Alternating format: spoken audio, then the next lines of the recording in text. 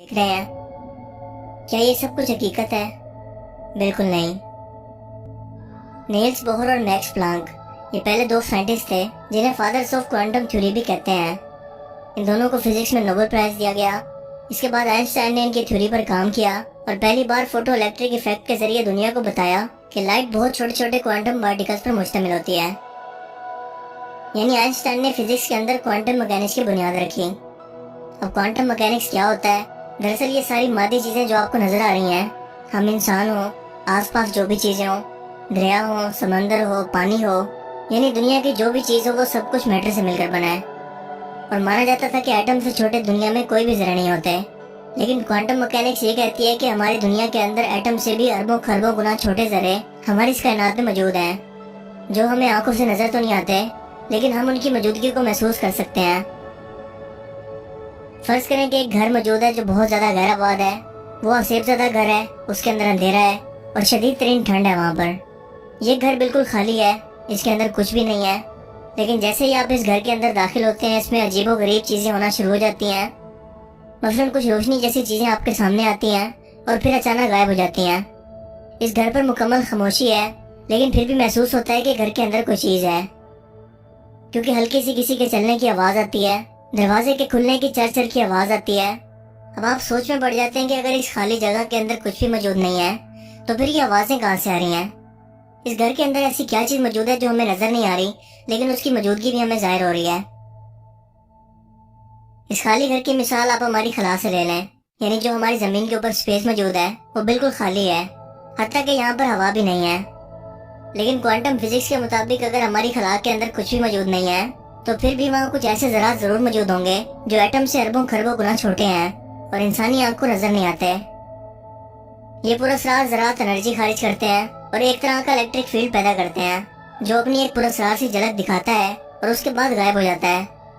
सो अगर फर्ज करें कि खला की तरह जमीन पर भी कोई ऐसी जगह मौजूद है जहाँ खला की तरह बिल्कुल भी कोई मैटर भी मौजूद नहीं है, यानी बिल्कुल खाली है, ना वहाँ कोई टेम्परेचर है, ना कोई रोशनी है, कुछ भी नहीं है वहाँ पर, लेकिन क्वांटम मैकेनिक्स कहती है कि फिर भी वहाँ पर कुछ ऐसे पार्टिकल्स मौजूद होंगे, यानी एक ऐसी पुरस्कार एनर्जी मौजूद होगी जो एक लम्हे के लिए जाहिर होकर फिर अचानक गायब हो जाएगी।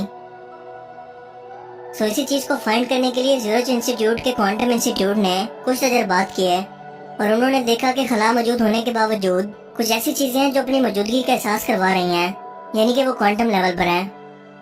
इनके मुताबिक ये ना नजर आने वाली ताकत जिन्नात, रूहें या कोई और रूहानी मखलूकात हो सकती हैं। इनके मुताबिक हम इन सब चीजों को एक लम्हे के लिए एक सफेद निशान की तरह आंखों से देख सकते हैं, लेकिन हम इसे मुकम्मल तौर पर समझ नहीं पाए कि ऐसा क्यों हो रहा है और कौन सी ऐसी चीजें हैं जो ऐसा कर रही हैं, और ना ही हम इसकी टाइम लाइन के बारे में जानते हैं कि दर हकीकत ऐसा होता कब है। हमारी दुनिया के अंदर मैटर का बर्ताव कुछ इस तरह से है कि ये ना तो बनता है और ना ही फना होता है, सिर्फ अपनी शक्ल बदल लेता है।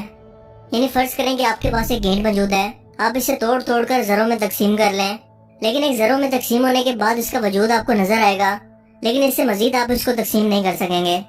सो मैटर का वजूद तो होगा, लेकिन उसकी शेप बदल जाएगी। हार्वर्ड यूनिवर्सिटी में अप्लाइड फिजिक्स के प्रोफेसर क्रिस्टीना बेनी के मुताबिक हम खला में मौजूद इस पुरस्कार ताकतों को कुछ हद तक देखने के काबिल हो चुके हैं।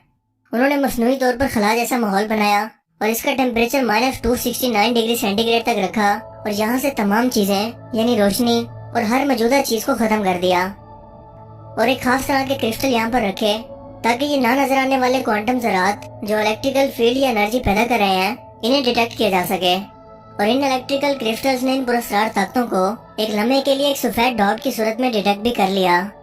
क्रिस्टीना के मुताबिक ये क्वांटम ज़रात चौंका इंसानी आंख से नजर नहीं आते, लिहाजा हम इसे समझने से अभी कोसों दूर हैं, मगर फिर भी ये ऐसी पुरस्कार ताकतों की निशानदेही करते हैं, यानी जिन्नात और रूहें जो हमारी इस दुनिया में एक अलग फ्रीक्वेंसी में जी रहे हैं, लेकिन हम इंसान अपनी इन आंखों से इन्हें नहीं देख सकते और ना ही महसूस कर सकते हैं।